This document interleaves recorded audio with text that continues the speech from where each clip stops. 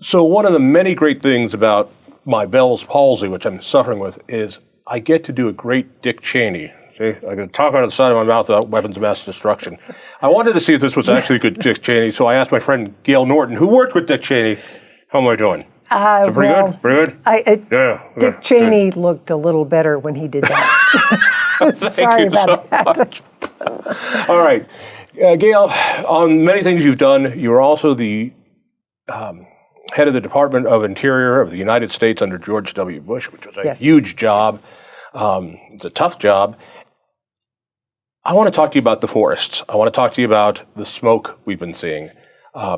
Colorado's been ablaze. We've had so many fires, and everybody's pointing at the Forest Service and saying, you see, they're not doing their job. And I have no idea how to tell if they're doing their job or not. All I know is I hear that it's hard to log, and therefore we have a lot of dead trees. When you were Secretary of the Interior, what was the situation then, and has it changed?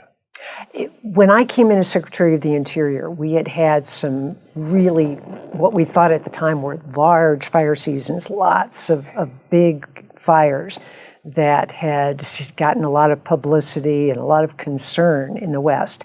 Well, those pale in comparison to what we see today. But it made the forest management a big part of our focus at Interior. The Department of the Interior has the Bureau of Land Management, National Park Service, and the Fish and Wildlife Service. The Forest Service is in the Department of Agriculture. So the agencies don't, but we work together very, very well. As a quick aside, moving BLM out to Grand Junction from D.C., was that a good thing or a bad thing from your point of view? It was a good thing in terms of getting people to understand that they need to be close to the land, to manage the land in cooperation with the people who live in the vicinity. Live and work it. Yeah. And so having something other than a Washington, D.C. perspective for the Bureau of Land Management makes a lot of sense. Now, it's difficult bureaucratically to get that done, and it may get reversed very soon. But it's, all in all, you thought it was a positive move? I thought it was positive. I thought it was politically difficult to do, and I was frankly surprised that they actually got it done. I hope it stays that way. I like having it here in Colorado, and I think farmers, ranchers, people who care about the outdoors like it here too, I think. Let me ask you about the forest fires. I keep hearing the forest fires, it's all climate change. It is proof that this is climate change. From your point of view, is it just a tinderbox that was going to go up at some point anyway? It's a combination of two things. One, it is warmer today than it was several decades ago. And when you're talking about things like the pine beetles that kill off so much of our forest in Colorado, those are killed by very cold weather. And so it's harder to fight the pine beetles if you don't have the cold weather that controls their numbers. The other thing, though, is going back to Smokey the Bear. You know, we all heard we must suppress forest fires. And so the history for 100 years has been trying to suppress every forest fire that comes up. Well, it became apparent a couple of decades ago that had been overkill. We have forests in Colorado and in the West. Before we got here, God took care of this every now and then with some forest fires and cleared the underbrush. Yes. That doesn't happen because Smokey keeps putting out the fires. So the forests keep growing more and more dense. When I was a kid growing up in Colorado and hiking through the mountains, the forests looked a lot different than they do today. Because you didn't see back then that what they call the dog hair pines, the pines that are so close together and they're just little pine trees. Because the fires would come through and clear those out. And that was the way it was naturally. If you look back at some of the books where they compare Colorado 100 years ago with Colorado today, vastly different. There are so many more trees today. And when you have trees that are closer together, they're less healthy, they're more susceptible to disease and to insects. And when a fire comes through, instead of just clearing out the underbrush, it devastates the big trees as well. And so you have much hotter fires, much more damaging. You know, from my point of view as just a suburban guy, a forest fire is a forest fire. But is it so that there's some forest fires that clear out underbrush but leave the trees, and some that kill everything? Yes, that's right. They are very different. And I've had the opportunity to fly over areas where there had been forest fires a year or two previously, and see areas that had been thinned out. See a patch where the underbrush had been thinned out before the fire went through, and then the areas that were dense. And you could see a vast difference where they were dense and a fire came through. There was nothing left. It was completely blackened landscape. Where it had been thinned, the big trees survived. And so you still had green forest. So it's very, very different today because of the unduly dense forests that we have. What's the economics of maintaining the forest?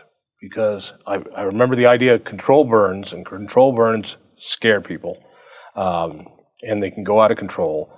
And then I hear, well, that's why we have the United States Forestry Department. They go out there and they clean it all up, and they bring the underbrush out, and they make sure it's perfect. That seems like a big job.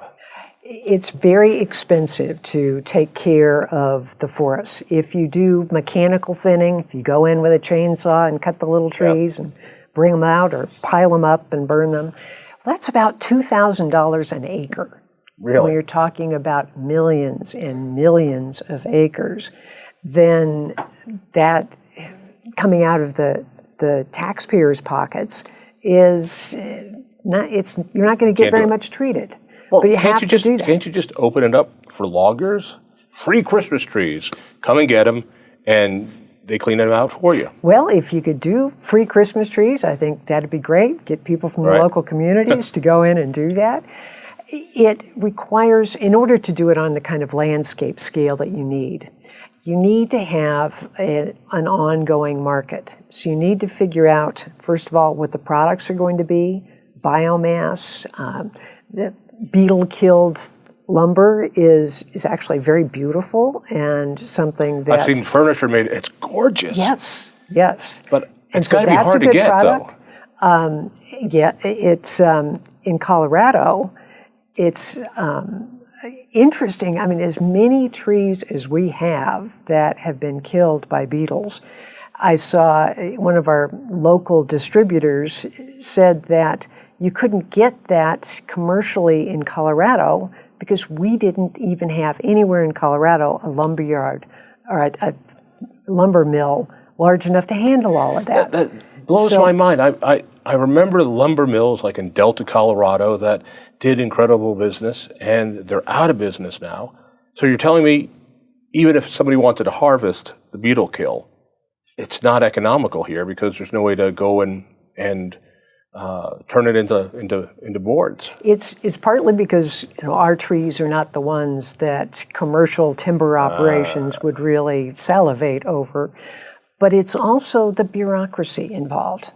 And we have so much bureaucracy in it. Although we tried to streamline some of that with President Bush's Healthy Forest Initiative, still, every time you have a significant fuels treatment, a thinning operation, there's going to be litigation. There was an incident in southern Colorado, southwestern Colorado, a year or two ago after they had a lot of avalanches because there was so much snowfall there. And one of the forest supervisors proposed going in with chainsaws into wilderness areas to clear out and open access to some of the trails there and to take out some of the logs that had been downed by the avalanches. That seems pretty commonsensical. Didn't end up getting done because of litigation, because of objections to it. There are a number of organizations that are not realistic about what needs to be done to manage the forests and hate any kind of commercial activity on federal lands or any motorized activity, even if it's a chainsaw in an unusual management situation in a wilderness area. So we've gone way too far. But even if there's no controlled burns or natural burns, don't you have to do something? Otherwise, what happened this summer is bound to happen? It is. And unfortunately, it is the huge fires that we're going to see if we don't do more to take care of our forests. When you say take care of forests, help me understand that, because from my very simple point of view, I just want them to log the forests. I know if they log the forests and replant trees, it's great for the environment, it's great for the atmosphere, it kicks off more, sucks in more CO2, it's good stuff. Am I wrong? Shouldn't we allow more logging? Is it just that simple, or is it just a matter of getting through the regulations? And do people want to log in Colorado? If you had more logging, there are ways in which you can do it and get bipartisan agreement. I mean, it doesn't have to be going in and clear cutting the whole hillside. If you go in and thin out the trees, if you essentially try to restore the forest to what it would have looked like historically before we let them become too dense, if you manage with that in mind, you can have commercially usable products as well as having the forests thinned out in a way that they become healthier. And so there are win-win situations out there. We just need to be able to get to them. How can I make money off of this? Well, it's difficult, but if you there are things called stewardship contracts that are available with the Forest Service or the Bureau of Land Management, where you can have a dependable supply of products coming from the forest, but what you can take out is based on the health of the forest. But then you can use that for biomass, for products that are made with small timbers, compressed wood. So there are lots of things you can do commercially. You just need to be creative about it. And if you do that, if you thin out our forests more today, whatever you think about climate change, you're not going to change the climate enough to avoid the problem in the next 20 or 30 years. Let me ask you the privatization question.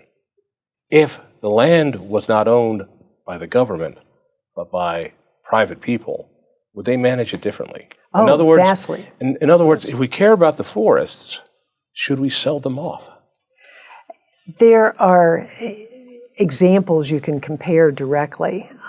The major companies you think of today, like Weyerhaeuser, for example, they don't harvest timber on public lands. It's all private lands. And so they plant trees, let them grow, chop them down and sell them. 40, 50 years, they go through, they clear cut, wow. They replant. In the Pacific Northwest or in the southern pine forests, you can do that commercially. And so they do that. There are also a number of companies that have essentially taken their lands that they're harvesting, but put them into private conservation trusts. And so they're managed for conservation as well as for timber production. Would that be so kind of like a Nature Conservancy type of thing? I don't know if they do that, but the idea is saying, we're not going to build on the land, but we're still going to use the land. So we promise we won't build on it, but we're going to log it every now and then.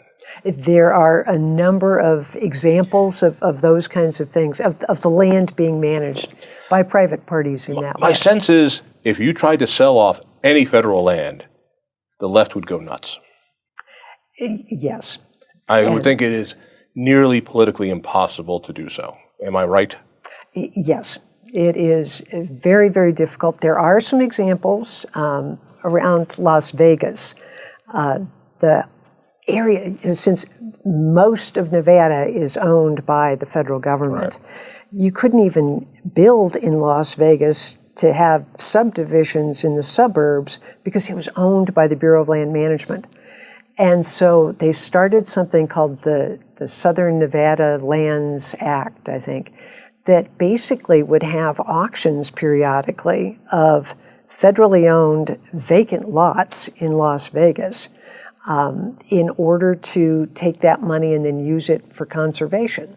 And that has generated billions of dollars. You can't do it many places. It's kind of like selling airwaves that you're selling a spectrum. In Nevada, these are not great lands. This is desert.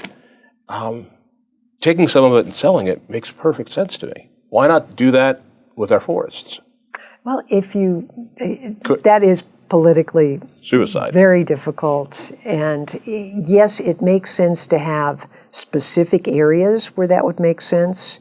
There are tracts of land that the federal government owns that it really doesn't have any great conservation purpose for owning. And so some of those things should be sold off, but the money should go into conservation. And so I think that's one way of doing it. Let me see if I got this. It's warmer, so the environmentalists who say it's all climate change, there's something there in that since it's warmer, beetles don't die. Causes more. The other part is we haven't managed the forests because we don't let forest fires do their thing because we put them out. And we don't log the forests we should because it's too bureaucratic, too expensive. Even here in Colorado, I don't know if there's any more logging sites. It's really very sad. And so the forest gets dense and dense and dense, and it's going to explode. And we saw that this summer. But still, we don't want to go there and manage it. So or sell it off or log it. So the only thing we can really do is pay people to go and clean it up at $2,000 an acre. And the other thing to bear in mind is the cost of fighting fires. And if you look at all the money the federal government is spending to fight fires, that's far more than what they're devoting to being able to manage the forests to make them less fire prone. Is there some truth to what I've heard that the Forest Service has a bizarre incentive? Whenever there's huge forest fires, Congress gives them more money. So they don't do a good job, they don't manage the forest, it blows up, and government gives them more money, but their incentive is still not to fix it because the more it explodes, the more money they get. Well, I don't want to say that they're badly intentioned. I know that sounds bad, but is the principle off? Not by much. Because not by much. You look at what the incentive structure is. I don't think people are motivated in that way. I think they're trying to do a good job managing their forests. But it is true that the place where the money comes in is when there are huge forest fires. And that's what then causes Congress to appropriate money. Is there anything on a state level? Is there anything the state of Colorado can do? Or is this really a federal issue? Well, I have to say there are very good things going on the state level, and it is an area where there is cooperation that is taking place on a bipartisan basis, federal-state basis. There needs to be more. But the Colorado State Forest Service is looking at ways of trying to use biomass to encourage use of the small trees that come out of the forest. So there are a lot of efforts underway. It's just not on the scale that it needs to be. So let's wrap it up. If there was one thing you could change, if there was one regulation, if there was one silver bullet, if there was one thing you'd switch the machine, what would it be? There's always a conflict between bureaucracy and creativity. And I'd like to move our needle toward creativity, trying to find creative solutions instead of just bureaucratic rules and litigation. Which means that sometimes guys with a profit motive and a chainsaw might have to be involved. They might help. All right. And finally, you are so incredible. You should know this. She's been watching me rip at my eye this whole thing, and you've just kept so composed. That was terrific. You should go pro with that. Gale, I always love talking to you. Thanks so much. It's great to talk to you. If you enjoyed that conversation, by all means, click one of these other great programs. We have the best conversations with the most fascinating Coloradans. and subscribe to our channel. Just click down below and hit that little bell button too. You don't want to miss a single show.